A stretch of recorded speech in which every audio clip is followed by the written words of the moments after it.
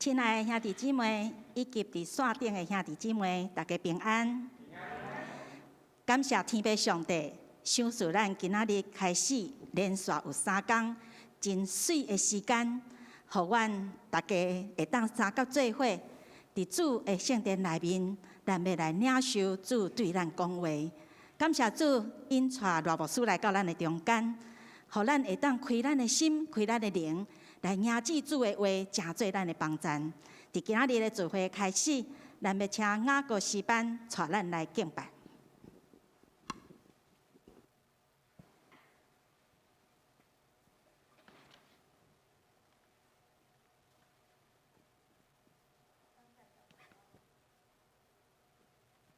上帝，伫定定的时间，咱要做伙来敬拜，要学了咱天灵的爸，请咱大家起立。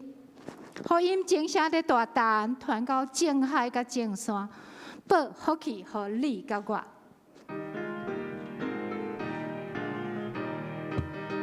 福音正声的大胆传到正海甲正山，传地球欢喜消息，每每相思你甲我。上帝将我世界，就是世间慢慢来，心渴求主无论啥路，为你永远我稳担，好迎接新时代，传到正海甲正山，好迎接地地道，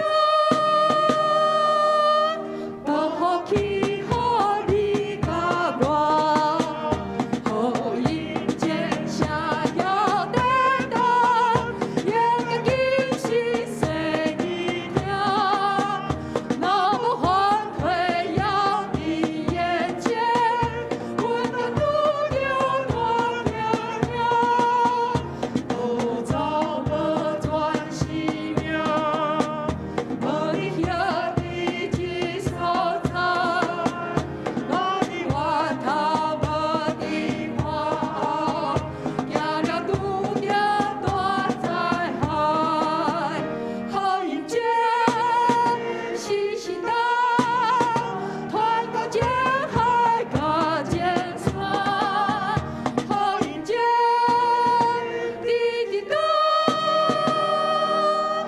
报福气互你甲我，福音正声有地请，咱来掩盖咱羞辱，无你体是主的恩赏，无你看起主的恩，我一万命的命，用一心心的行过，这个神的亲像主啊，我为世人要哪些，好迎接新时代，传到正海甲正山，好迎接地地道，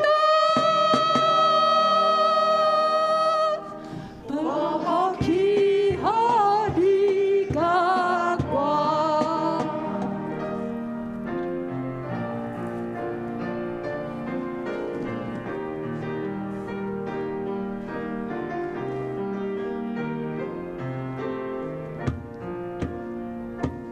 耶和华，我要敬拜你。耶和华，我要学了你。你是我的主，安慰我看顾，带我到安静的水边。耶和华是我的牧者，求你出声叫我的名，黑暗中归路，风影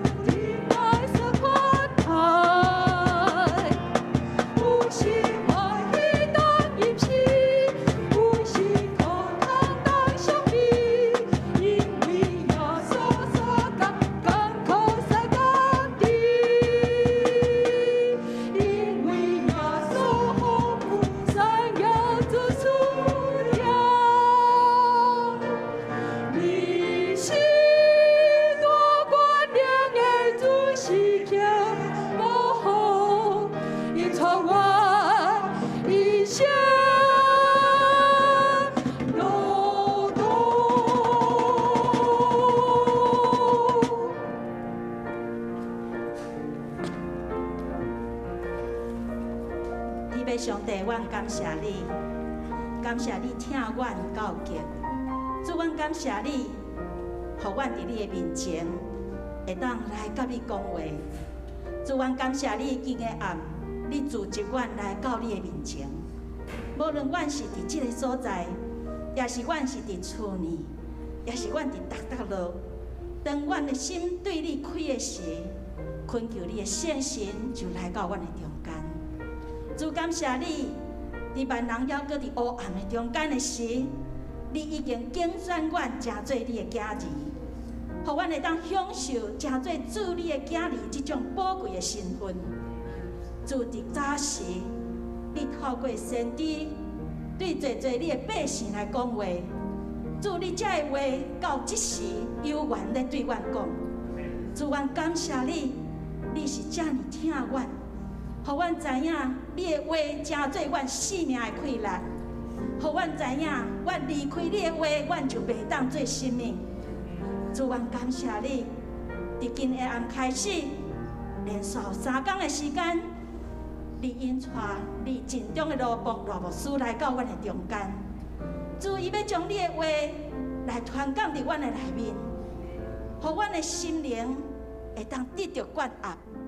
主，恳求你帮助阮，互阮会当对你开阮的心，开阮的灵，圣神帮助阮，互阮的耳孔所听的，成做阮心灵的快乐。互阮知影这个话，毋是伫古早的时咧做工尔定，是伫今仔日以及到伫万世代，拢要成做人的帮助。恳求主你的圣神伫今个暗，教阮三角之地。围围伫即个圣殿，围围伫每一个所在，当咧专心听你的话的人的所在。主，恳求你的圣神降落伫罗牧师的身上，互伊的灵对你的灵来相通，对你遐领受的话，会当传讲伫阮的中间，成做阮的帮助。愿要拼空阮家己，互阮有专一的灵来到你的面前。领受对天而来的话语，恳求主保守带领伫今个暗，阮所领受的一切，愿要成做一个快乐，行踏伫阮的人生的路径。主，感谢你，愿要将下暗的时间仰望伫你的手中，愿圣神伫阮的中间，愿你差派天军天使伫阮的中间，互阮的圣殿成做俄罗的殿。互阮的圣殿成做主你的快乐充满的殿，愿伫你的面前献上阮的祈祷感谢，奉靠主耶稣圣尊名，阿们。请坐。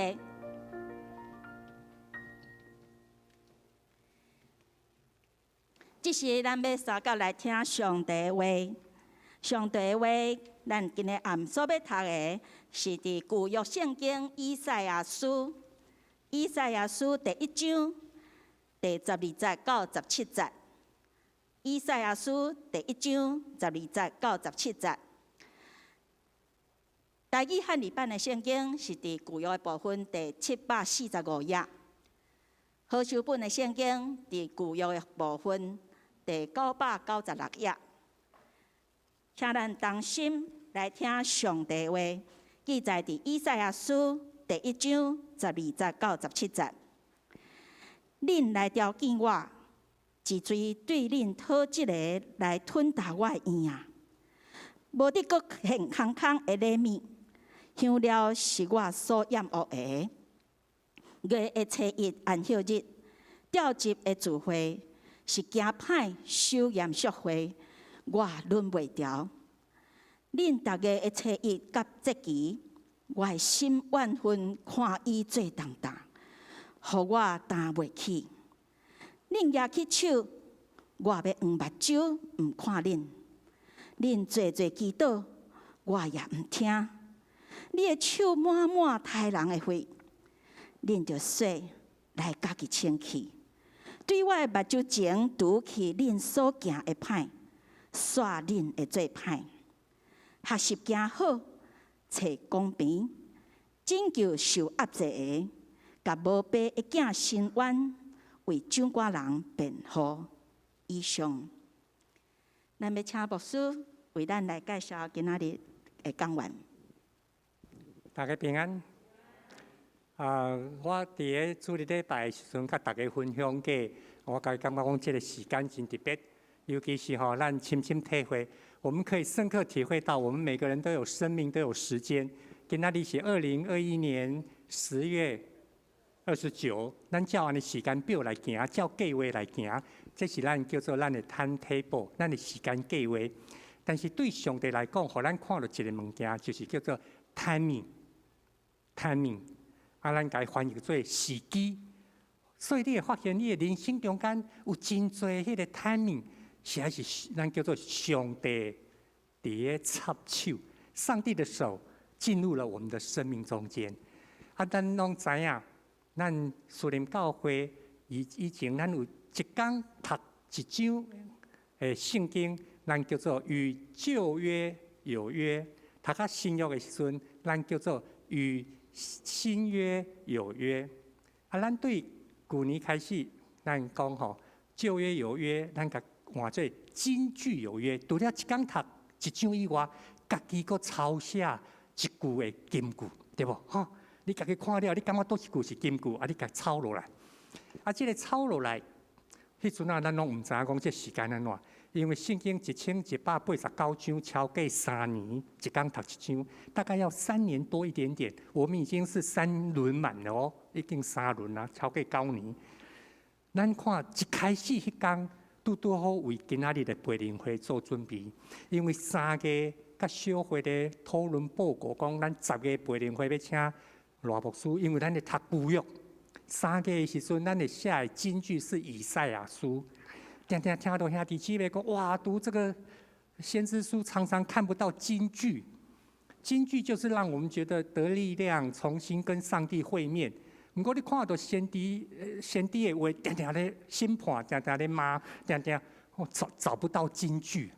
迄阵就听到会友咧讲啊，安尼就爱请旧约的老师来甲咱教，到底先知要甲咱讲啥，对不对？无你写到即嘛嘛共款，撒迦利亚书你金句好写无？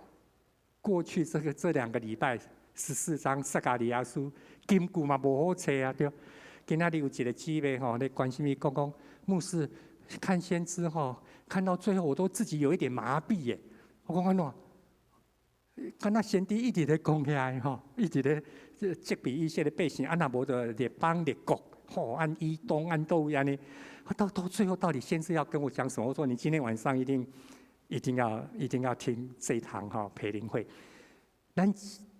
我讲这个时间点，你会当体会。9年前，当咱开始与旧约有约，与新约有约，然后变成与金句有约，抄下金句。咱即摆先知多看到即摆，礼拜天。10月31号是马拉基书第几章？第4章。今仔日第2章，明仔载第3章。到后日，罗牧师带咱培灵会第3天，拄好是马拉基书要一个段落。咱求主圣心帮助咱。这3天真做上帝对咱讲话 timing。timing 意思就是讲，上帝甲我相拄讲话。若 timetable 若时间表，拢嘛照咱家己的计划行，对无？你拢计划真好势啊。但是上帝时间到的时阵，你有真大的无同。这是咱今仔日特别感谢主的所在。罗牧师伫个台前伊家己本身专攻旧约咱也特别感谢上帝。伊去年有手术卡达姆。亲像我前半月板半月板破裂，还有碎片嘛是同款。卢永昌医师手术的即马搁伫福建恢复的中间咱感谢上帝，伊有缘会当伫咱的内面所以这是咱培灵会有缘用欢喜的心来领受，咱拍鼓欢迎罗牧师来。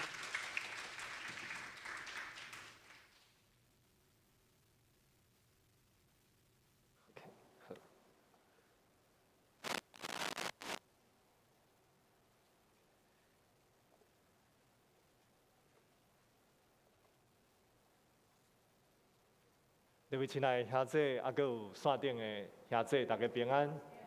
大家晚安，真欢喜会当伫今仔日永暗开始连续3天的机会，咱做伙来思考、来学习神伫所传讲的信息。我真感谢教会的邀请，对我来讲，这也是非常无容易的代志。学习神伫的信息，学习神伫因的精神。因的积分，因的对上帝、对世间人的态度，这是挑战。大概读圣经书的时阵，我感觉我无讲真了解，有时甚至是我感觉讲，亲像对遮牧师讲的，会感觉我麻痹，因为圣经就是有真侪咧骂人的所在，嘛有真侪讲较真理想的所在，总是对遮来讲。咱听到这个神伫的信息，到底要对我、对咱讲啥物？我感觉这是一个今仔日咱希望会当来学习的一个课题。伫即时分享的进前，我嘛是邀请大家，咱做伙来做一个祈祷。慈悲公义的上帝，阮满心感谢你，因为你有陪伴。这个机会，互阮做伙伫树林教会来学习神伫的积分甲信息。愿恳求你，今仔日通过神体的话语，互阮毋若是读圣经，阮也是会当将圣经内面的道理来放伫阮的心内，成做阮生命的帮助，互阮的生命会当重新来转变。安尼祈祷，恳求你也。开你的罗卜的目睭甲喙，我所讲的真正是有利益，伫大家众人，奉主耶稣基督圣名来祈祷。阿们。伫今仔日开始连续2天的时间，我希望甲大家用一个主题，就是咱会当掀开咱的讲义，咱的听书单的内面。会当看到讲有一个主题，就是重新来听神伫的声音、神伫的积分甲信息对今仔日的挑战。重新聆听先知的声音、先知的职分与信息对今天的挑战。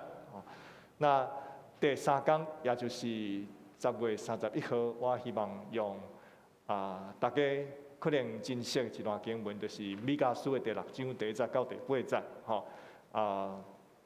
重要的信息来甲大家做伙来分享，希望会当将咱3天的培灵会来做一个好的结论。所以伫第1天的部分，我希望分享的是神伫重要的一个会当讲伊的身份的一个部分，就是将审判看到伊的心，看到未来的审判伊讲出来。我用国语讲，就是说直视审判。呼唤悔改，他看到审判即将要来临了，他勇敢的去面对，并且呢，他也呼唤百姓悔改。那在明天的部分，明仔载的部分，伫拜六的永暗，我所要传讲的是较会当讲是咱较爱听的，是传讲5万国度的更新。所以这2天要讲的神伫的身份、神伫的服侍。无同款的赞美，其实是相辅相成的就是一方面，他要传达是审判，因为我们都要面对上帝的这种公义的要求。但是呢，同时，当百姓在审判之下感到无助的时候，感到自己是如此的有罪的时候，先知其实他也有另外一个层面，就是他要传讲的是盼望，是上帝要拯救，是整个上帝的子民跟国度要更新。好，所以咱看到这个先知的两个层面，可以说是相辅相成的。好，相辅相成的。好，那今天呢，我们刚刚是从以赛亚书来开始今天的礼拜，啊，开始今天的培灵会。那我们接下来还会有一些的经文呢，我就会请大家来看，啊，甚至有的时候会请大家来一起来念，好。伫讲义的部分，第一个要跟大家分享的是，我希望用这个来作为我们这3天对于先知的认识的一个，可以说是一种的比较算是简洁有力的 summary， 好，一个摘要。神帝的新婚是什么？啊，神帝的新婚是，大家会当看到我所写的，哈，就是神帝是耶和华上帝的代言人啦，哈，伊是上帝的，会当讲是一个代表上帝讲话的人。伊主要的责任有2项，第一项是呼吁以色列来转回，来回到甲耶和华上帝的圣约，吼，甲耶和华上帝的名约的关系，吼。若要呼叫以色列来转回的时阵，其实就是爱因面对审判，吼。所以第一个部分是爱以色列面对上帝的审判，吼。第二个部分是啥？就是伫苦难中来指出上帝更新以色列的计划，好，在苦难中指出上帝更新以色列的计划，好，在审判之后还有盼望，好，上帝并没有因为审判而放弃以色列百姓，而是他要透过审判洁净以色列，更新以色列，让以色列的未来是一个更新的未来。好，所以我希望用这个来做一种很简洁有力的摘要及的 summary， 好咱讨论的部分对慢慢啦明白为什么我做这款的 summary， 哈，这款的摘要。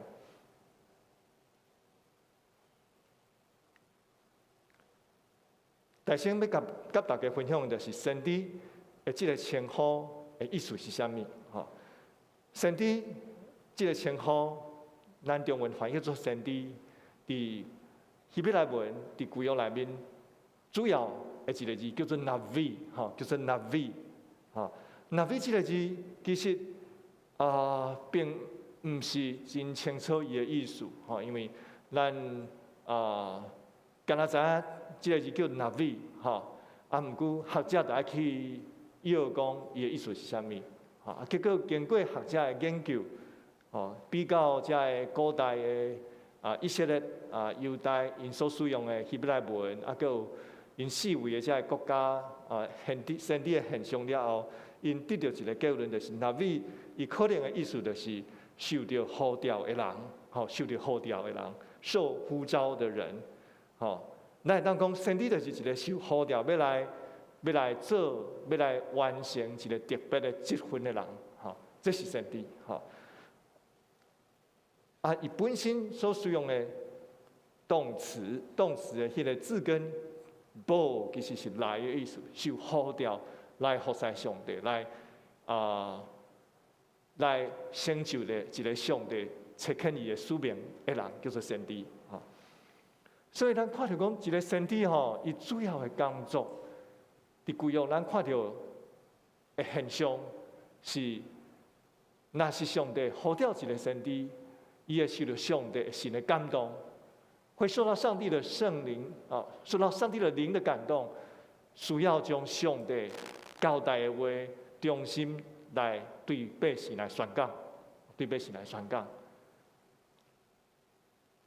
另外一个趣味的问题，趣味的现象就是讲，神帝伊若要得到上帝的启示的时阵，伊通常伊会进入一种的出神的状态，也就是讲，伊通常毋是讲甲平素共款，咱若看以西结书内面，以西结先知伊甲遐受掠的人伫巴比伦坐伫河边的时阵，上帝的灵临到伊，伊就伫遐真戆呀，伫遐戆遐坐7日，吼，我会记得是毋知是7日还是3日，吼，坐足久诶，因为上帝互伊看到新的异象，上帝要让他看到新的意象啊。所以这种的出神状态，不是说他已经失去了理智了，哈，不是，而是上帝让他能够提升到天上，看到上帝要启示，要对这个世界的计划，好，所以先知常常会有一些很害人的这种的一些的言语，或者是他看到异象是我们一般人所看不到的，那是因为上帝对他有特别的作为。他能够得以参与在上帝的计划里面，让他看见上帝在天上那个广大的视野所看见的啊。那这个是先知他通常会表现出来的状况。我们这个时候呢，要读一段经文，是跟先知的职分有很深的关系的啊，很深的关系。那我们也借此要来思考。今天到底还有没有先知的职分？啊，那如果没有了，没有所谓那么明显的先知的话，我们教会，我们弟兄姐妹，是不是某个程度上来讲，我们也能够承担先知的职分？啊，我想这个是今天我会希望跟大家一起思考的问题。那在《申命记》的18章15到22节，这是我们主要念的经文哈。那如果大家手中呢有中文的和合本修订版啊，大家可以翻我们的圣经，我们一起要来念这段的经文。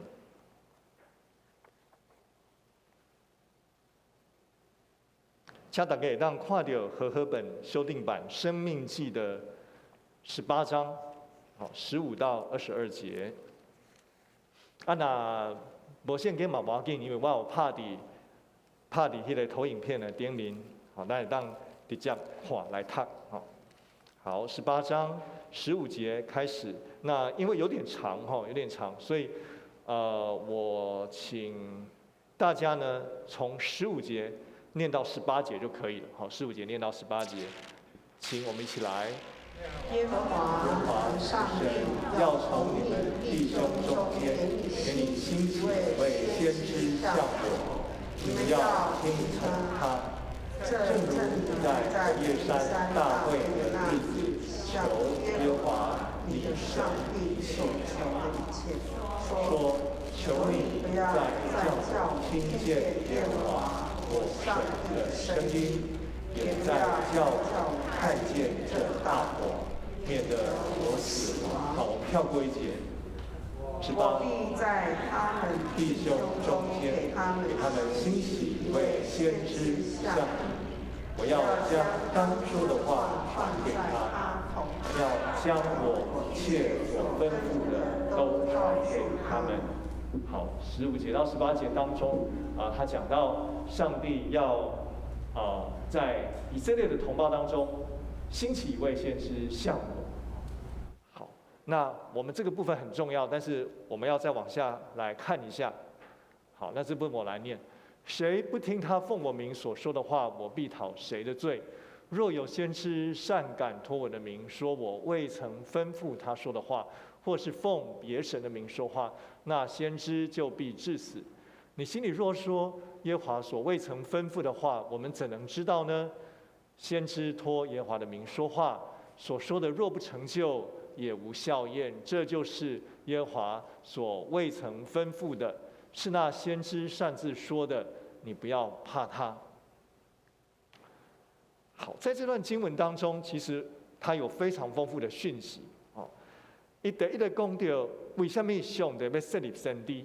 咱看到这段经文，第15节，伊讲耶和华你的上帝要为你的兄弟姊妹中间，甲你兴起一位先知，亲像我。亲像我，这个我是谁？因为这是申命记嘛，这是啥人咧吩咐？申命记内面，遮尔长的演讲，对无？是上帝所差遣的，以色列的领袖摩西，摩西咧交代遗言啦。其实这个时阵，摩西伊拄要离开世间啊，因为因即摆拄要进入迦南地，总是摩西伊上帝互伊有机会伫尼泊山伫遐咧看整个的即个迦南地的时阵，伊了死伫遐，所以伊要交代遗言，交代遗言的时阵就讲，上帝要由原兴起一位先知，亲像摩西的先知，恁就听伊。所以我们开始知道说。在摩西死后，当百姓进入迦南地开始生活的时候，他们需要有一位像摩西的先知，需要有一位中介者，中介者，需要有一个中介者来传达上帝所吩咐的话。为什么需要中介者？中间的人，原因伫16节到底。原因伫16节，咱看16节。过去以色列百姓他们在何烈山、在西奈山，咧听上帝启示这律法的时阵，当百姓听到上帝伫遐咧宣布十诫的时阵，百姓因听到上帝的声音的时阵，因有啥物反应？经文有写真惊吓，因为上帝的声是遮尔通惊的，对不？他们也害怕看见上帝，所以伊讲，这个百姓求摩西讲，莫阁叫我听见耶和华我上帝的声音呀，嘛唔通阁叫我看见这个大火，免得我死去。因甘愿摩西来担任一个传达者，唔敢直接面对上帝。上帝是遮尔神圣，百姓可能若是无献给家己的时阵。面对上帝是非常危险的代志，所以需要一个中介者，亲像摩西的一个先知来传达上帝的话。所以第二个重点就是这位先知亲像摩西，这个人的身份甲工作是啥物？第17节讲，一直到第18节，重要的是我要伫因这兄弟姊妹的中间。甲因兴起一位先知，亲像你，我要将应当讲的话放伫因的嘴，伊要将我一切所吩咐的拢甲因讲。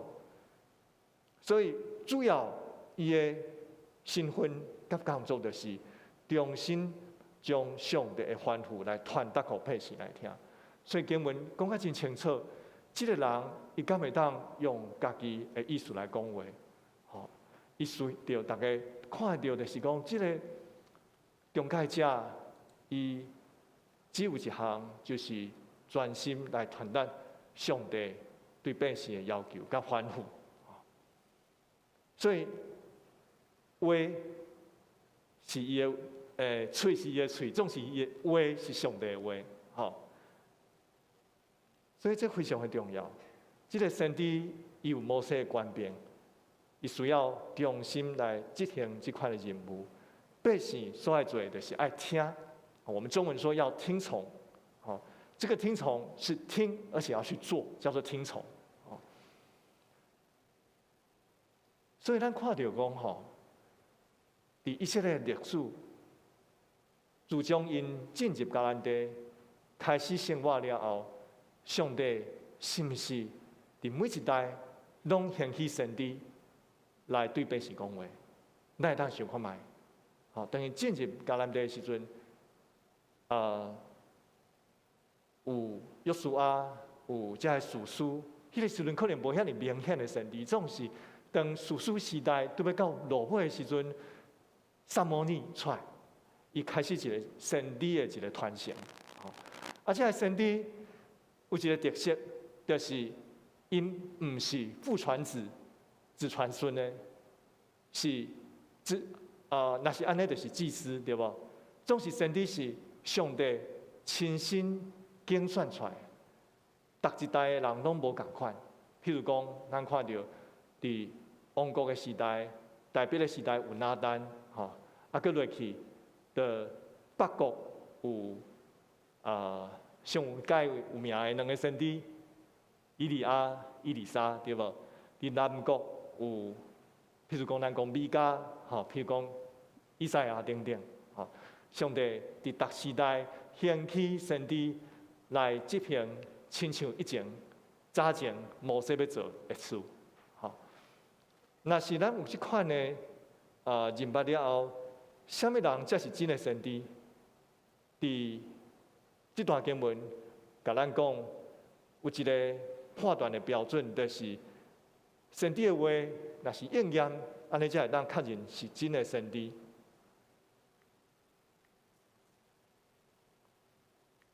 好，若是这个先知的话有实行，有真正发生，咱才知影伊是真的先知。哈，这是非常好去检验的啦。哈，譬如讲，咱知影亚利米，伊伫伊的时代，伊传讲一项大家拢无爱听的消息，就是因为百姓拢无爱听上帝的话，无回转归应上帝，所以上帝要互巴比伦来毁灭犹大。这项事其实大家拢无爱接受，甚至大家会认为讲亚利米你是假的先知，因为阮相信耶和华绝对会拯救阮，总是久长来看，当主前587年犹大国灭亡，耶路撒冷受毁灭的时阵，大家才知影讲亚利米先知，伊才是真的先知。所以先知讲的话，其实咱讲拉长时间，才看说他说的话是不是真的。短时间我们看不出来。那先知的职分在今天其实我们也要思考这个问题。等到最后结束的时候，我们今天教会能不能够某个程度上也有担任先知的角色？那这就要看到说先知到底在做什么。好，所以在第3小点，先知在以色列宗教史上的地位到底是什么呢？我只简单跟大家分享。在以色列宗教史上，我们可以把先知呢分成2种，一种叫做宫廷先知，一种叫做意义先知。什么是宫廷先知？宫廷先知就是说，是伫君王的身躯边来给伊建议，甚至是为他背书，对君王的态度是较好的、较正面的，这是宫廷先知。伫以色列的历史顶面，较有名的宫廷先知是啥？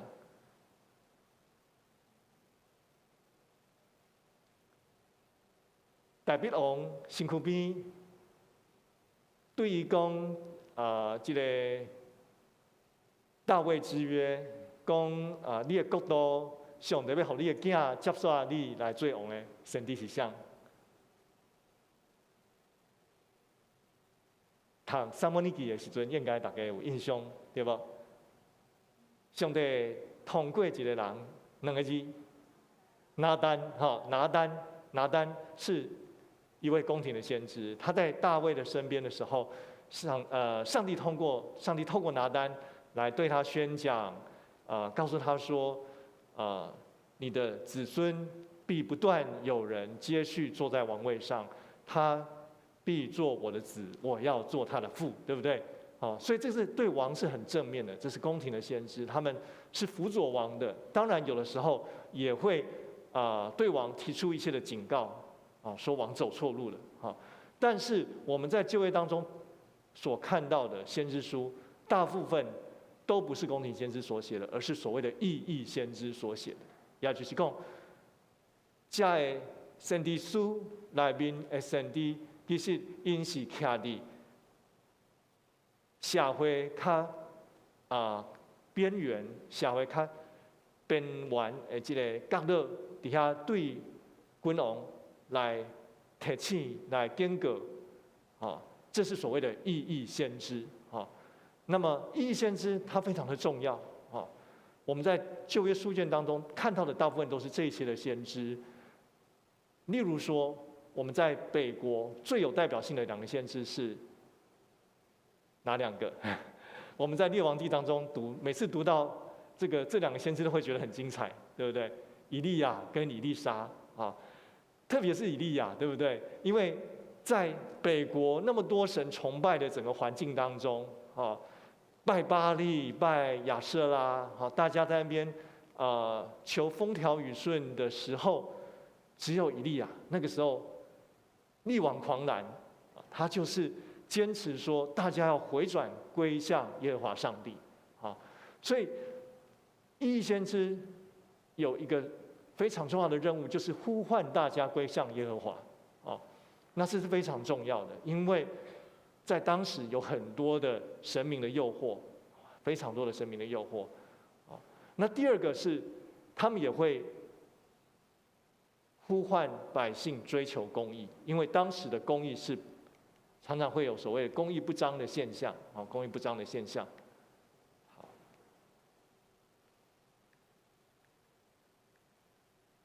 好，在北国是这样子，那么南国也当然有他们自己的先知，例如说有弥迦、有以赛亚等等的先知。好，所以先知在以色列宗教史上是非常重要啊，因为君王不能主导整个国家的走向啊，祭司替百姓来献祭，但是他们也不见得能够呼唤百姓追求公义。但是先知他扮演一个非常重要的信仰的良心的角色，啊，神的是信用的良心，啊，那是安尼，咱继续来看，神的在以色列的宗教史上面，他的一个非常重要的一个地位是，他提出所谓的伦理的一神论，啊，这是德国的一个神学家、旧约学者威尔浩森，啊 ，Weyerhaeusen 他提出来的。他的解读，他认为说，以色列宗教的精华就在先知，啊，伊认为讲，以色列宗教整个高峰上观点就是神的兴起的时阵。为什么安尼讲？因为伊看见讲，神的因出来呼叫大家实践公义，呼叫大家去拄起这个虚华的限制，爱登去转回伫耶和华的身躯边，来行这个西奈山的这个约，这个约所要求的改变，啊，这是落实伫生活甲伦理的一个信用，啊，所以神的所传讲的是咧上界单纯、忠心伫耶和华，爱伫生活中间实践耶和华所要求的伦理的要求，也是个信用，啊，所以这款对神的神的这块的伦理的一神论，这是非常重要啊。他强调的是我们怎么样把信仰落实在日常生活当中，而不只是献祭啊。那么有些学者就会说，那这样子先知是不是反对献祭？神的是不是反对献祭这项物件？较早前的学者认为讲，神的就是讨厌献祭啊，总是。最近大家讨论发现讲，其实神的不是反对献祭的这个制度，哦，因为献祭有关，有伊的功能，有伊的意义，总是人献祭的态度唔对，哦，所以他是谴责献祭的人，他们的生命没有改变，他只是献祭，以为说这样子就赎罪了，可是他出去怎么样，依然我行我素，哦。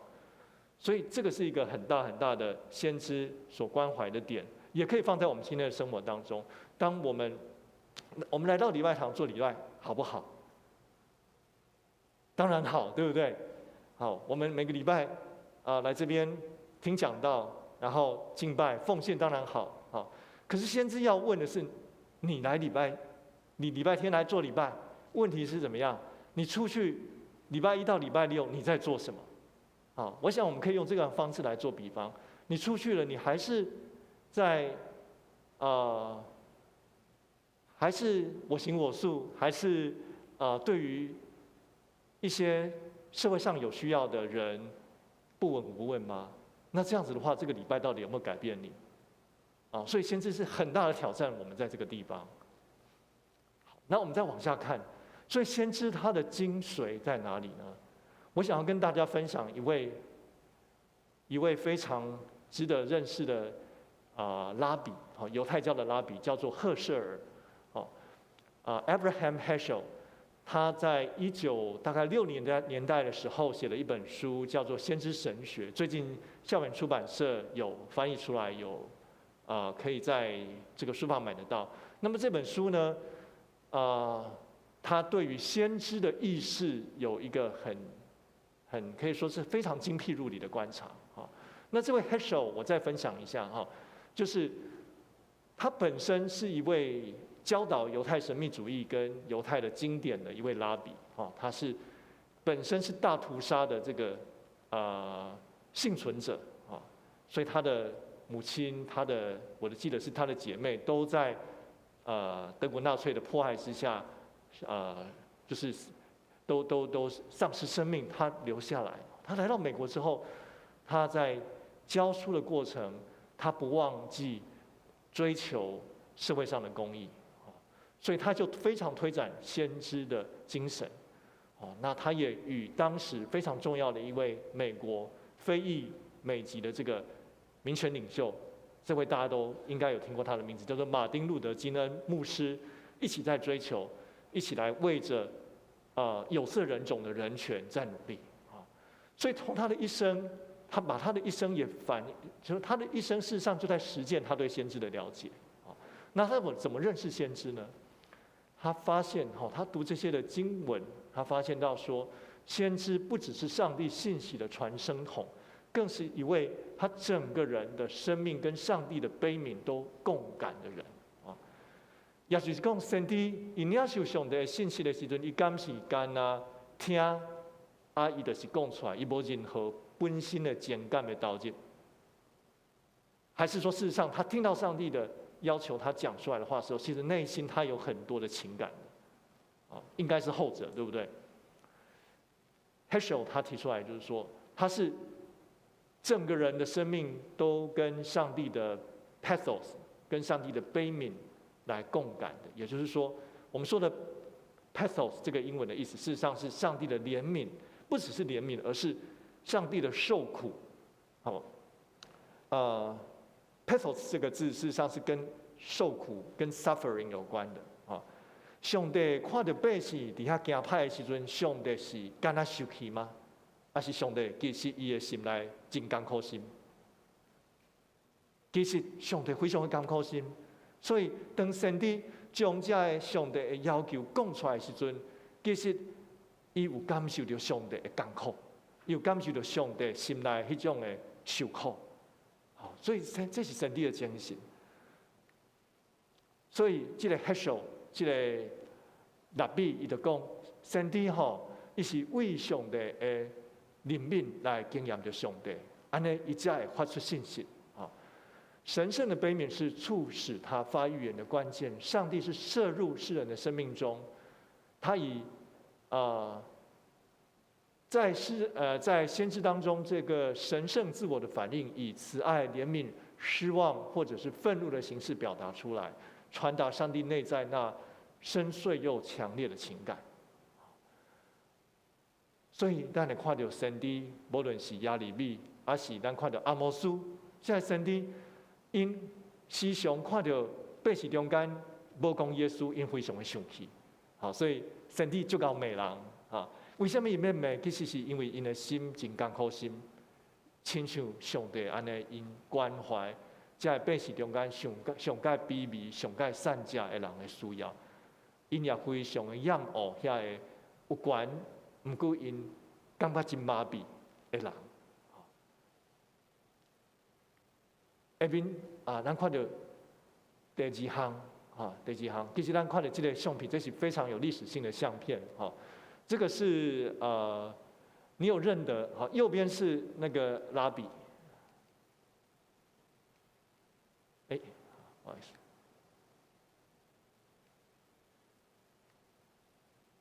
怎么样回去？下面这个好，各位有看到最右边的是那个赫舍尔拉比，那么在中间有没有看到？你有没有很熟悉的人物？一个很帅的非裔的美人，对不对？非洲裔的美人，马丁路德金恩，对不对？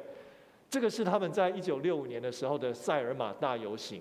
那在这个游行当中，他们争取有色人种的人权啊。所以各位可以想象吗？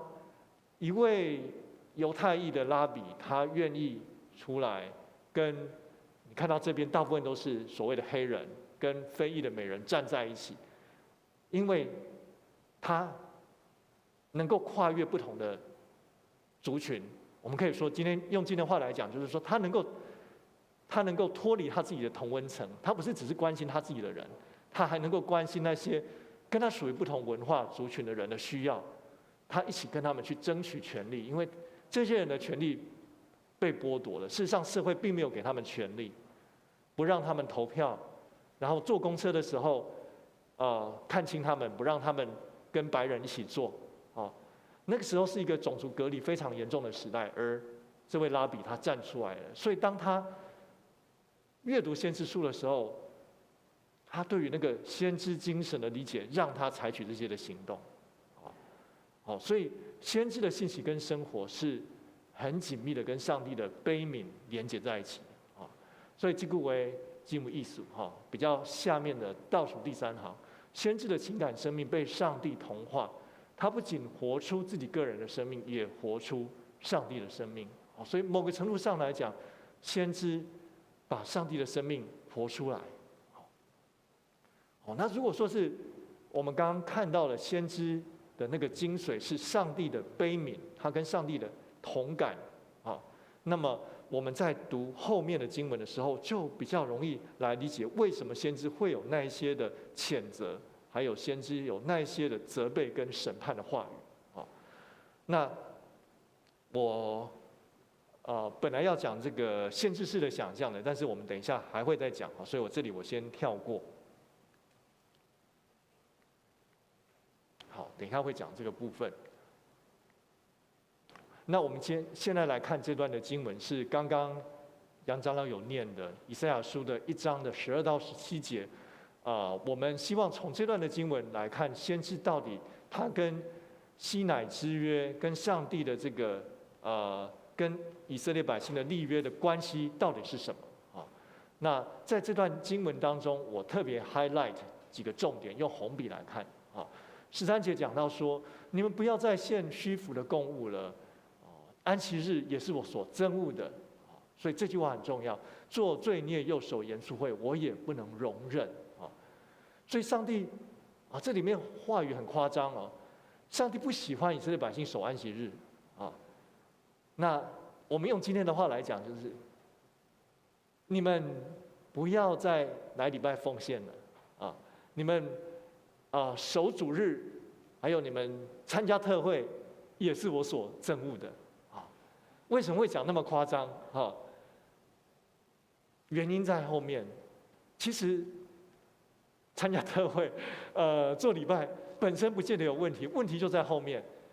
当我们做礼拜的时候，事实上我们出去，我们还是在犯罪，我们还是在不知不觉的，我们可能没有故意，但是我们不知不觉的去欺负人，我们在压榨人，我们不知道，或者是我们故意去忽略这件事情，上帝不能容忍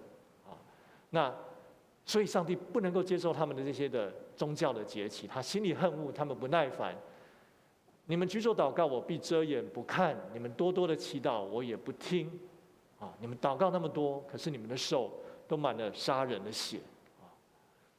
好，这里面非常的重要的2节，我请大家一起来念16节开始，请。是的，4节，从我眼前除掉你们的恶行。要止住作恶，学习行善，寻求公平，解救受欺压的，给孤儿伸冤，为寡妇辩屈。先知以赛亚他的信息的精髓，这里面是其中的一个。你们要洗涤自洁，除掉恶行。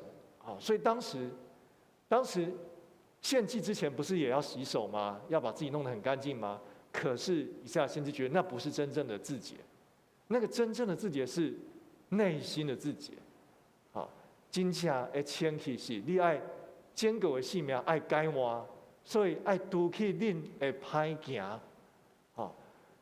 啊，正面来讲，17节，恁就爱学习行好，来追求公平。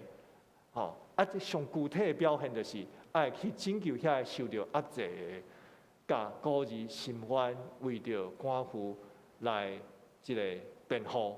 吼，所以学习行善跟寻求公平是总原则，而具体的表现在你怎么样去帮助那些社会上面没有能力为自己争取权利的人啊。那我们今天会看到，在今天的社会当中，其实已经比以色列有一些的进步。例如说，我们真的有一些的福利是特别给一些比较弱势的可能如果说是我们看到一些，例如说鳏寡孤独者，可能国家政府会有一些特别的福利啊。那可是我们有没有看到这背后，其实它那个原则，那个追求公平的这个原则，事实上在今天我们还是没有办法完全落实啊。那这个精神是我们怎么样子去跳出我们的同温层，去追求在我们整个社会群体当中的那种的和谐，每个人都能够有尊严。好，那每个人我们看到，不管是孤儿，不管是寡妇，他们没有能力为自己争取福利的，还有争取权利的，事实上，作为上帝的百姓，都应该要去关心，都应该要想办法去实践去改变啊。那这是先知的挑战啊。那很显然，在当时事实上是很难去做得到的。我们举一些圣经的例子，我们在圣经当中，我们有看到好的例子，对不对？例如说，在路德记当中，我们看到的路德，他是一个我们可以说是外来移民，对不对？甚至可以说是移工啊，伊是一个另外族的人，伫以色列本身无什么款的特别的管理，总是有一个普哈斯啊，伊就愿意来帮伊来争取福利，甚至是叫伊的下面这正恰工拢留一寡麦穗好路德来扣。我想这是一个具体的，就是说怎么样子去追求公平，是透过人的努力。那在就业当中，我们也看到很多有问题的例子，很不好的例子。例如说，当时本来应该要追求公平的，最应该追求公平的人，应该在当时的社会里面，谁最有权利？上关键伫迄当时上关键的人，应该是整个社会金字塔的顶端是什么款的人？君王，对吧？纵使迄个时阵的君王，他们很可能是滥用权力的。我们在圣经当中，我们可以看到《列王记》当中有一个有名的人物，他的太太也是很角色的，是拜巴力的，是谁？耶洗别的先生叫做亚哈王，对不对？亚哈王他根本他并没有把这些的有需要的人放在眼里，所以当有一个他身边就是说在王家附近有一个拥有一块地的人叫做拿伯当他的太太在欺负这个拿伯的时候，亚哈王事实上并没有去争取拿伯的权利所以这是非常容易王本身就会去忽略这些人的权利，那更不用说还有其他的官长，还有其他的领袖，他们很可能就是会容许这些的侵夺权利的事情发生，所以先知会有这样的呼吁，要学习行善，要追求公平，解救受欺压的，给孤儿伸冤，为寡妇辩屈那我们今天或许这些上面所讲的人已经有些人有得到福利了，但是我们有没有看到？我们有没有看到？事实上，这个社会还有一些我们所不注意到的人，事实上他们的权利是被剥夺的，或者是他们的权利是比我们还少的那我们能不能够从信仰的角度去关顾他们的需要？我想这个是先知信息给我们的一个很大的挑战那所以我刚刚讲的内容大概差不多就是我后面的一些重点。所以我们看到上帝其实根本是看到百姓的献祭并没有影响到他们的生活，所以上帝很痛心，这是第一个。那第二个呢？上帝透过以赛亚先知要他们改变，这是用8个命令式的方式提醒他们：你们要洗涤，要自洁，要除掉恶行，等等等。那这样子的一个精神，事实上是呼应西奈律法的精神。我们请大家看2段的经文，一段是出埃及记的24章21节到24节。所以请大家来看圣经，因为我无拍伫投影片的上面。出埃及记的24章21节到24节。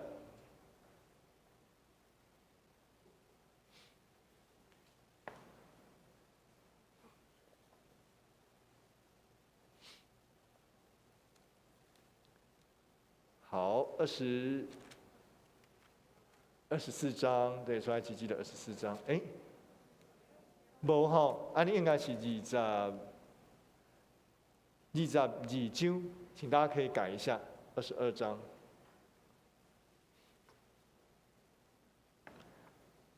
22章的21节到24节，出埃及记。好，有翻到了吗？我看到啊哈。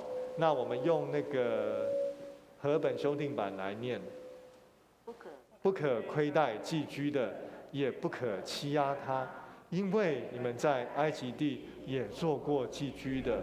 不可苛待寡妇和孤儿，若你确实苛待他，他向我苦苦哀求，我一定会听他的呼求，并要发烈怒，用刀杀你们，使你们的妻子成为寡妇，儿女成为孤儿。而且，上帝通过摩西来吩咐你，讲你唔通欺负遐个架卡的，唔通欺负因。为什么？为什么不能够那亏待寄居的人？有一个原因，因为怎么样？英文安怎讲？因为你们在埃及地本身也曾经做过寄居的所以这里面的一个精神是，如果说你能够体会到上帝当初在埃及用大能的手把你们从奴役当中拯救出来的话，那你们今天应该用同样的心情去关心那些被奴役的还有寄居的人所以这是一种感同身受，对不对？可以说它是某种程度，它是一种同理心那刚刚我们有读到的，就是刚刚学到的那个赫舍尔，他说先知是与上帝的悲悯共感，对不？先知是跟上帝的灵命有共同的感受。我想在讲的就是这个。当上帝透过先知在要求百姓追求公义的那个时候，其实不是说我们真的知道公义是什么，不是说我们要以自己的公义去实行公义，而是我们能不能够以当初我们被拯救，然后得着公义跟自由的那种心情去关心那些你所看见受欺压的人。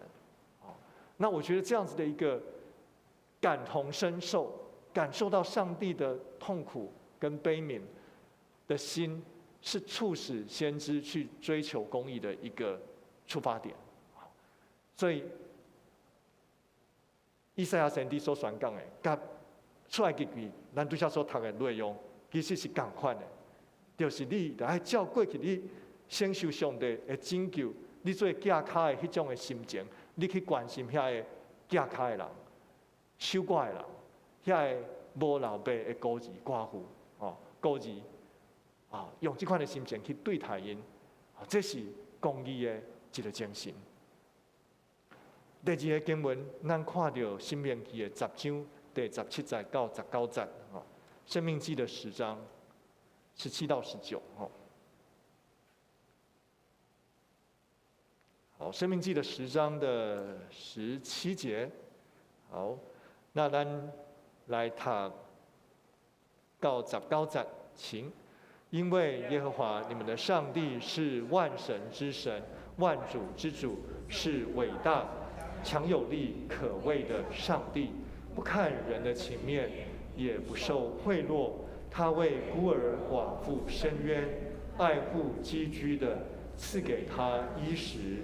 所以你们要爱护寄居的，因为你们在埃及地也做过寄居的。所以各位在读这段经文的时候，有没有觉得跟刚刚出埃及记其实很像？好，就相像。新命记家咧讲的就是讲，伊先讲上帝是怎样的上帝？上帝是万主的主，是伟大的，是通敬畏的上帝，伊是一个公义的上帝，伊是为着孤儿寡妇心愿，伊是关怀遐个囝开的上帝啊，所以。恁就爱亲像上帝安尼来爱护遮个囝开的人，因为这嘛是的因为因为恁伫埃及地嘛做过囝开的人所以同样的，你们要感同身受，你们过去你们的这个做奴隶、做寄居者的那个经验，你怎么样子被上帝拯救？那你今天应该要感同身受的去放在去对待那些在社会当中那些受苦的，而且是。他们没有能力为自己争取权利的人，包括这些的孤儿寡妇，所以从这样子的一些比较呢，我们就看到，先知对于公义的要求，对于公义的信息，事实上是从西乃之约，是从上帝跟百姓立约的内容来衍生出来的。所以神的要求其实是为西乃山的这个约。来发展出来，要求百姓爱改变因的生活方式，来活出上帝甲伊的百姓所定的这个神爱之约的要求。那这个是非常重要的。那同时呢，以色列百姓他们也应该要知道，以色列上帝他的心、他的性情那先知不是反对献祭像先知不是认为说你们不应当献祭，或者是说献祭是不好的，他只是没有办法容忍，当你献祭的时候，你没有用行动去关心整个社会上面的那些最弱势的、没有能力为自己争取福利的人对他来讲，上帝的怜悯这样子的一个信仰是最重要的。好，我想这个是。我希望用这个做我们所读的系列经文的最主要一开始的内容。那从这个部分，我们再来看为什么先知要宣讲审判，为什么先知要呼吁悔改？那我们就要读到耶利米书在耶利米书第4章第1节到第4节，还有第19节到26节，先知伫遐咧表明审判都要临到咱来看这段的经文。我要请大家一起来念这4节，我们就可以看投影片。请。耶和华说：“以色列啊，你若回来归向我，若从我眼前除掉你可憎的偶像，你就不被迁移。你必凭诚实、公平、公义，指着永生的耶和华起誓。”列国必因耶和华称自己有福，也必因他夸耀。耶和华对犹大和耶路撒冷人如此说：要开垦你们的荒地，不要撒种在荆棘中。犹大人和耶路撒冷的居民啊，你们当自行割礼，归耶和华，将心里的污秽除掉。恐怕我的愤怒因你们的恶行发作，如火着起，甚至无人能以熄灭。好，后面还有一段的经文那我们先来看一下刚刚的这段经文，耶利米他在做什么？他在做什么？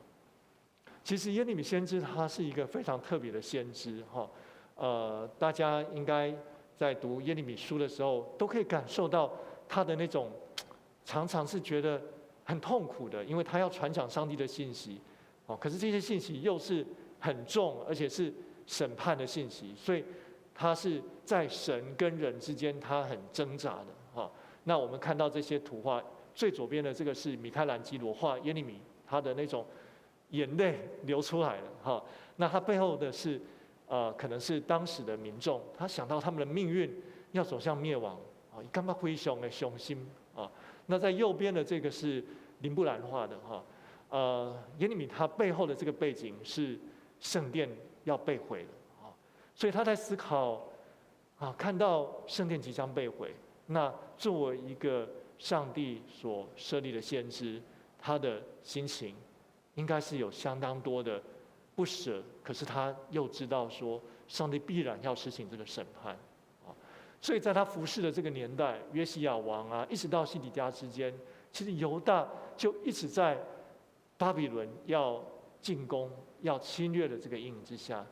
可是官长跟人民他们不愿意面对真相，这是最大的问题。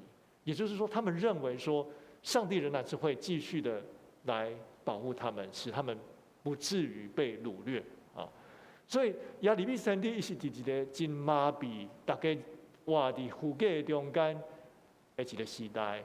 亚利米伊讲真话，为什么？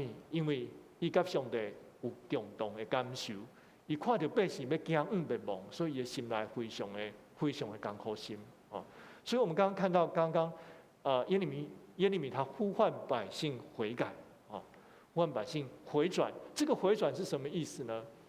在旧约的先知书当中的这个回转希伯来文叫做 shuv 这个字回转，其实它是一种全人的悔改这种的悔改不是跟他讲我刚刚我伫上帝面前忏悔安尼那行你的忏悔，咱的忏悔必须要包括咱的意志、咱的情感、咱的行动，整个的改变，也就是讲回转归向上帝，这是一种的全人重新改变咱的生活的方式，来活出上帝的约、伫圣约中间的要求这是神的伊所讲的回转那在那个时候，伫迄个时阵，以色列百姓因继续行歹，所以上帝非常的生气，通过亚利米来宣告审判的消息总是伫亚利米的宣告中间，还佫有保留一个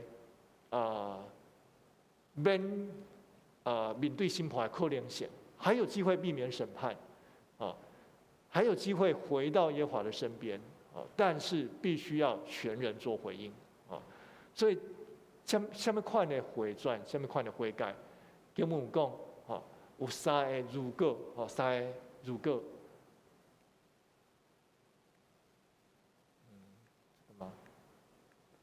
我们看到这里有3个如果第一个如果，你如果回来归向我你如果从我眼前除掉你的偶像，你就不被牵离。所以归向上帝，回转归向上帝，事实上是要有行动的你要真的去除掉那些的巴力这些的偶像。第3个如果是什么？在第2节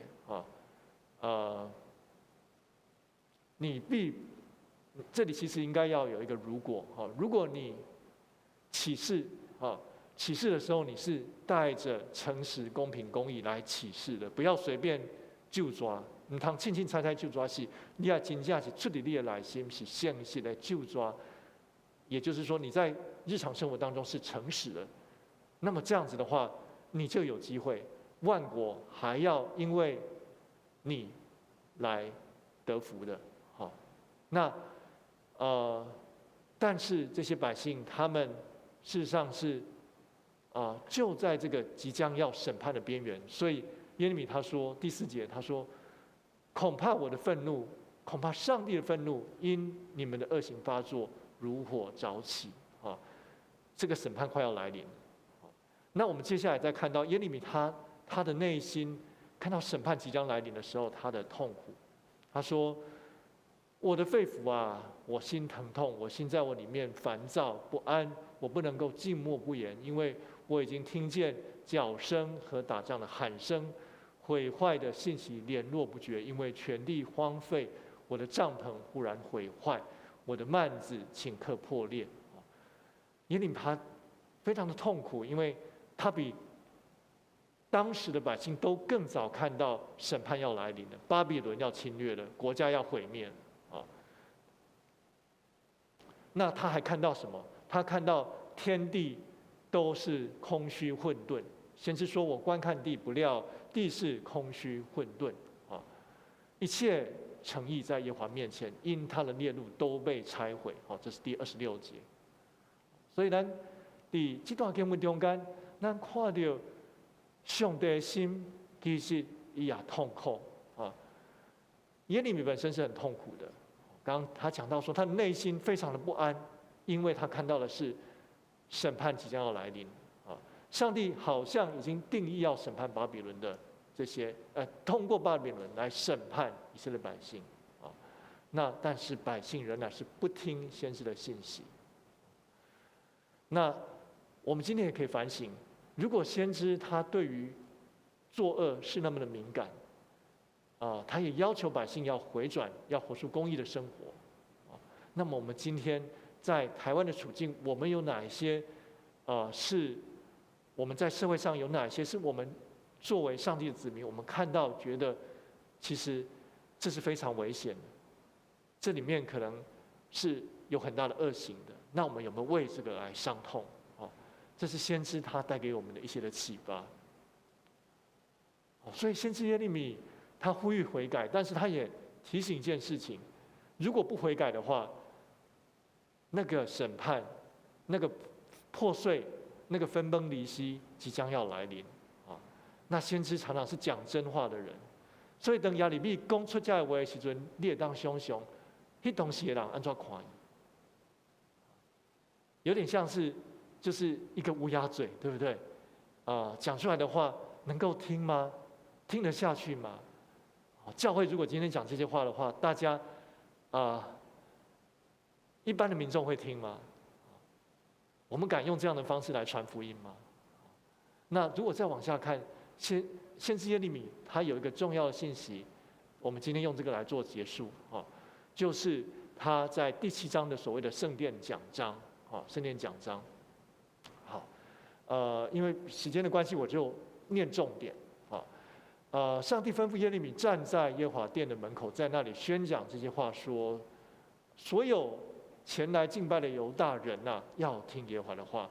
万军之耶和华如此说：你们要改正你们的所作所为，我就使你们仍然居住这地。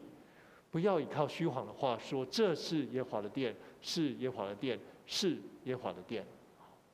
你们若实在改正你们的所作所为，彼此诚然，施行公平，不欺压寄居的和孤儿寡妇，不在这里流无辜人的血，也不随从别神陷害自己，我就使你们仍然居住这地。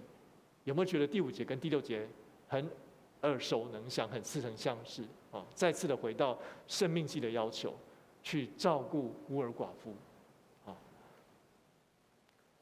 但是呢，看啊，你们依靠虚谎无益的话语，你们岂可偷盗、杀害、奸淫、起假誓，向巴力烧香，随从素不认识的别神，又来到这称为我名下的殿，在我面前敬拜，说我们平安无事，为了要行这一切可憎的事呢？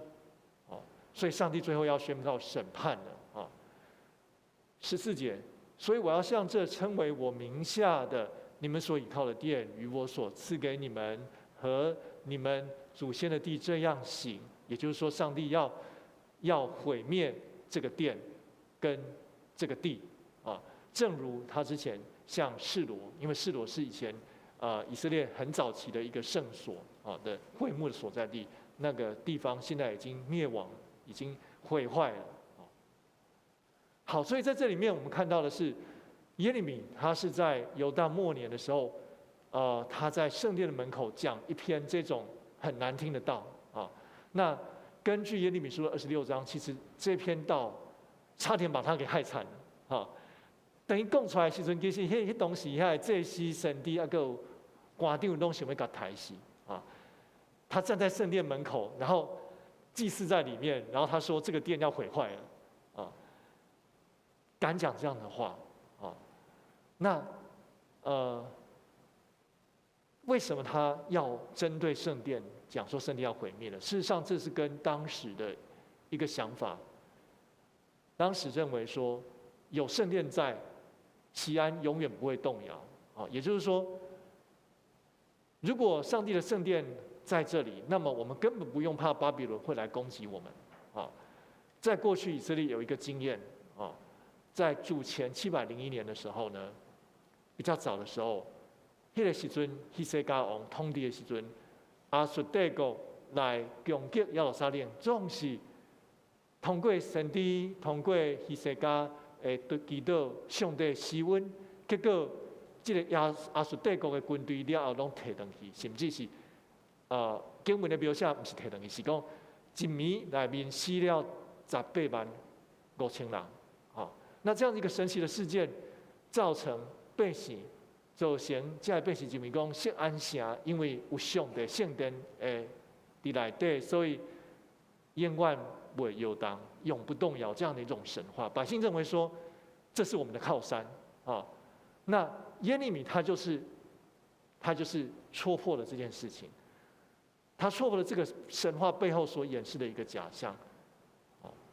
唔通认为讲有圣殿伫咧，恁就无需要。改变恁的所行所做，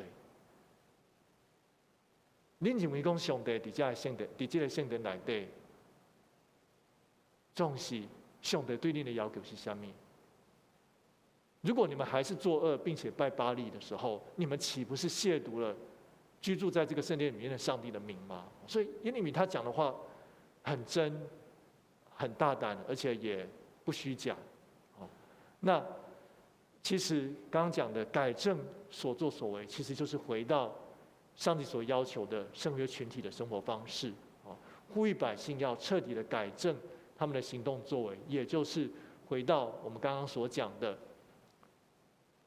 那是上帝进前早前捌拯救你脱离埃及，脱离受苦，安尼你也要爱用共同的心情去照顾遐个孤儿寡妇，去。无留人的血，无去拜别的神。那耶利米所要求的就是，我们应该要活出这样的一个立约团体的生命。不过，我们也可以看到，事实上百姓有没有听耶利米的话？百姓其实并没有理睬他，所以，百姓仍然是依靠圣殿，不愿意去回转，活出圣约所要求的。到最后，其实上帝是宣判那句话，我们刚刚所读到的：“我必使这个殿如同荒场，如同从前我向示罗所行的一样。”耶路撒冷后来是面临到毁灭的命运。所以，我想我们今天读圣经先知的信息，其中有一个很大的部分，在被掳之前。其实先知所讲的信息，大部分是悔改跟审判的信息，悔改跟审判的信息。那这些的信息，其实它提醒我们，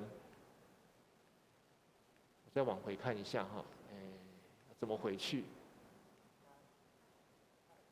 下面对不对？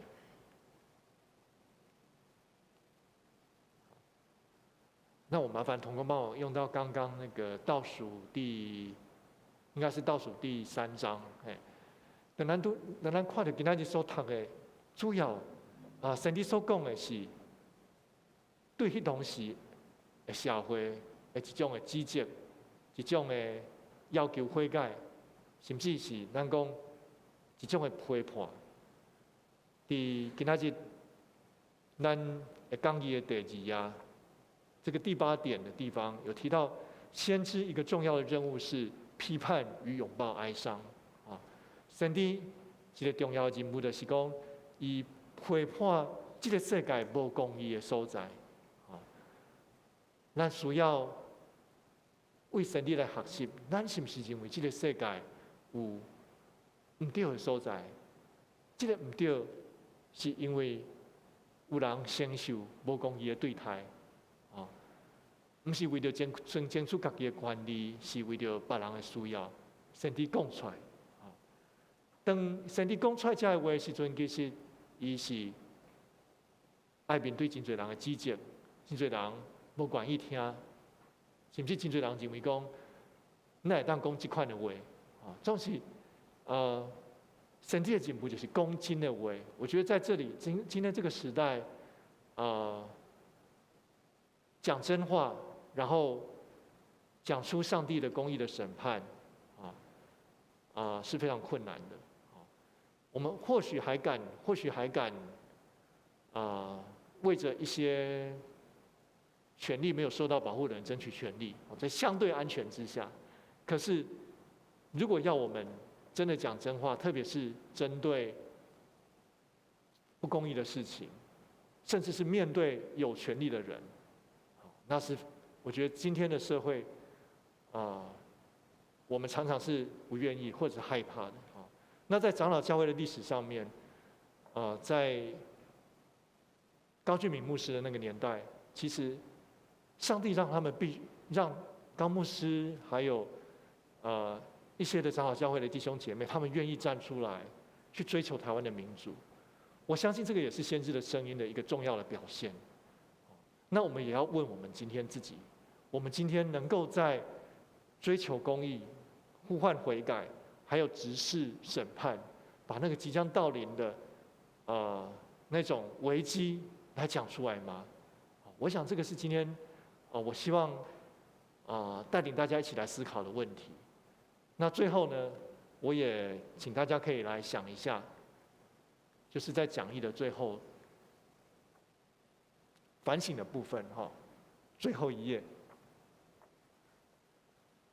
好，在今天呢，我们作为教会不管是我们个人或者是教会，我们可以承担先知的职分吗？如果可以的话，我们要怎么发挥先知的职分？或许我们不是有很明显的说上帝呼召我们的这样的一个经验，但是上帝仍然是使教会活在这个世界上，我们存在于这个世界。如果我们没有扮演先知的功能，那么是谁要来扮演？是谁要来扮演？如果这个世界没有先知的声音，那会怎么样？我想我们大家可以思考这个问题。就好像刚刚所分享的，马丁路德金恩牧师，还有刚刚讲的赫舍尔这位拉比，他们在他们的年代发现有很多的人需要他们需要被保护，他们需要有能够一起投票的权利，他们站出来。那在我们今天的时代，所需要的先知的声音是什么？所需要的讲真话的声音是什么？那作为教会，我们怎么样子避免自己对于世界的需要麻痹咱怎样会当避免教会变作麻痹对社会真正需要完全拢无关心，也是咱会当有感动，是对上帝来感动，是上帝对这个世间伊艰苦心的时阵，咱也艰苦心。我想先知一个角色，咱互相来学习。时间应该嘛差不多，所以感谢大家讲这个内容时阵，感谢大家做伙来学习做伙会当来思考多谢。咱把时间来交予柯牧师。感谢上帝，互咱今仔日会当同齐领受，特别是拄有一句话咧，甲咱提醒。用另外一个角度讲，我们是不是能够跟上帝的生命同步，跟上帝的心跳同步？上帝嘛有心中上帝嘛有感情，我们能不能够跟上帝的情感生命同步？就像他道成肉身到我们中间，跟我们同步。所以咱这个时阵要用这首诗歌来做咱的回应。一世人对主行，唔能干那用诗歌，也真正甲上帝的心会跳叮当咱来当介三当行咱最近来吟这首诗歌。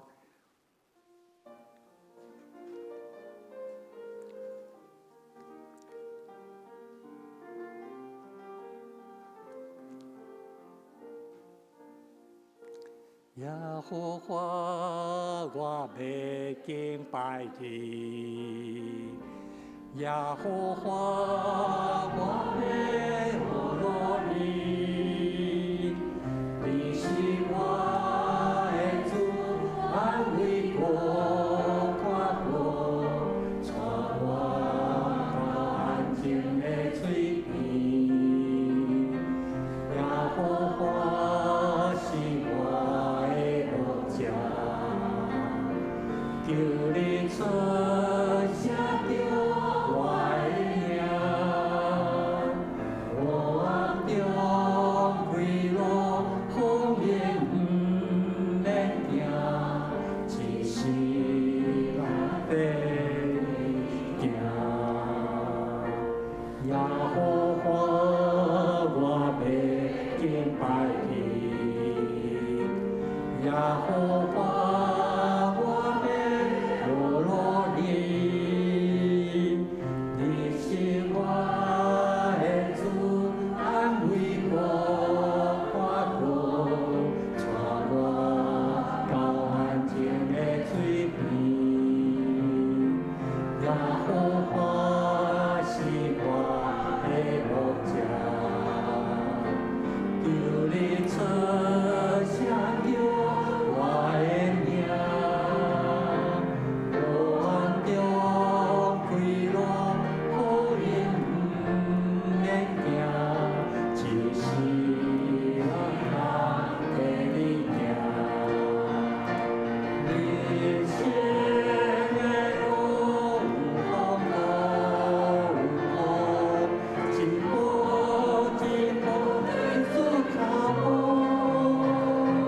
你是我万年的主心的保护，你在是我我。你是我万年的主心的保护，你在是我。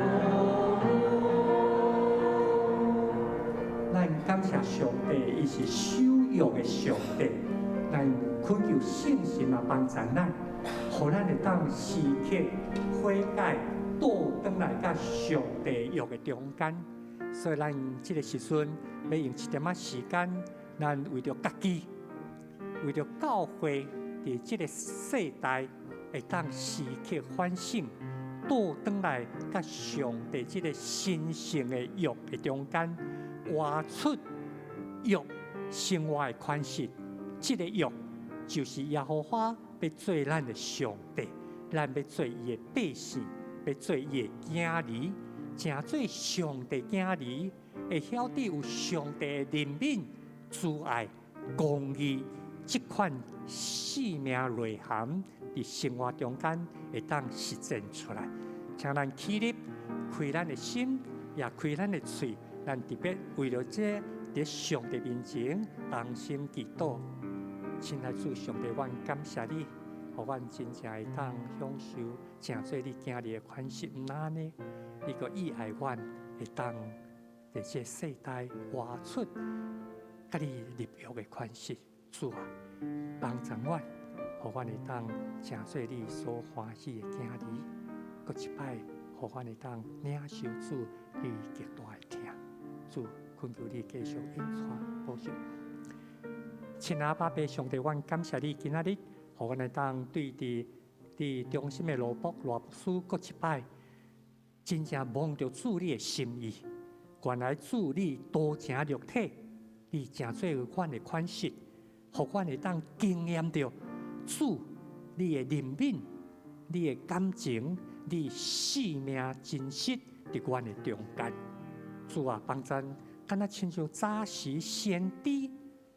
含主你三同行，含主你的心跳同步，阮今仔日嘛意爱会当真实经验到上帝你伫阮的中间，帮助阮，互阮伫生活的内面会当活出主囝儿的款式，关心需要的人，伫别人的欠缺顶头看到家己的责任。伫世界、伫阮的社区，一寡无法度出声的人的中间，阮为着因来讲话，阮也特别会当注意着袂晓讲话、毋敢讲话的人，阮要听因的心声。愿你的慈爱怜悯，毋那敢若甲阮斗阵，互阮一世人对你会当行伫个欠缺，互人忽略需要的人的中间。搁一摆，互阮想到耶稣基督你甲阮讲的话，你若做伫至美岁一个人的身躯顶，就是做伫我的身躯顶。帮助阮，互阮会当实践，会当含你三甲斗阵，常常自我反省悔改，面对主你真实的公义，愿你的听怜悯，拢无离开阮。咱最后请罗牧师来为咱祝祷。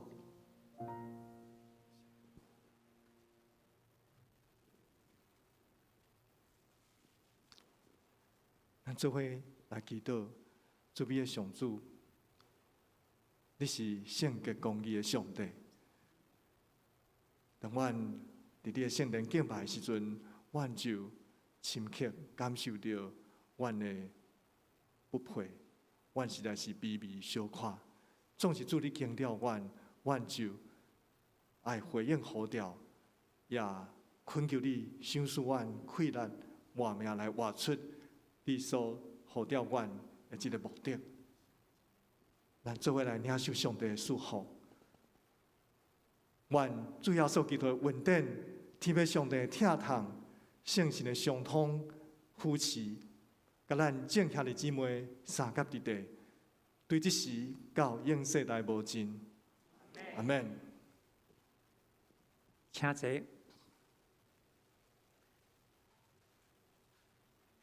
咱即摆培灵会第一天到这个所在一个段落，咱当用一点仔时间互相请安。